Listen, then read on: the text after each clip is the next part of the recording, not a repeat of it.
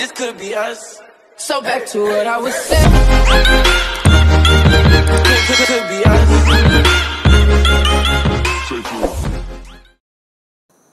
Ayan mga kadagski, good evening po sa inyo lahat at shout out sa mga minamahal natin mga viewers, and pasensya na kayo kung bihira ako nakapag-upload ng video dahil busy na.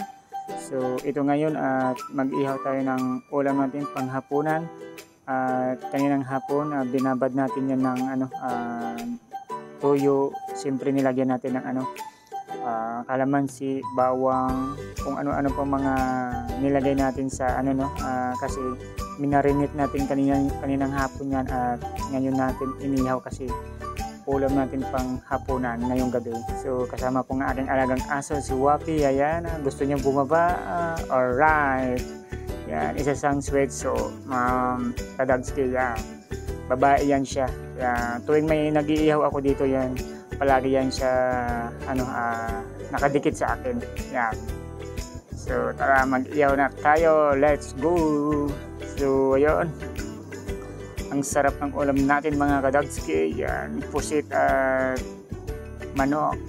Alright, sarap nito.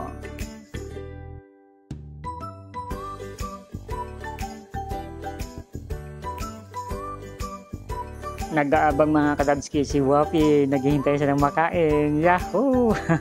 At syempre kasama ko yung aking dalawang aso na si Bunny at si Snowy, yung itim na aso. Yan, isa sang Rottweiler. Alright, nag-aabang si Wapi.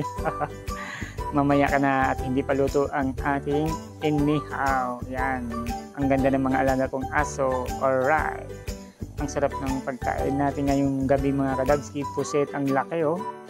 Oh my God, dalawang ulo ng pusit at mga kasama yung manok.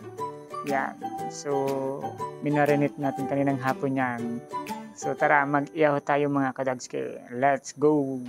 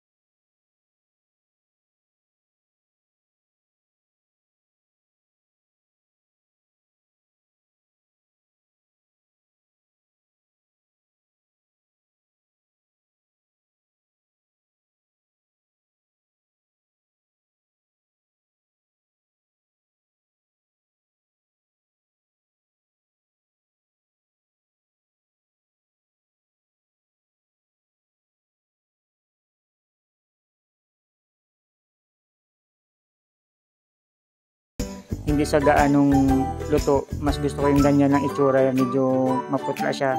Alright, maraming salamat sa iyong panonood. God bless to all. Bye bye.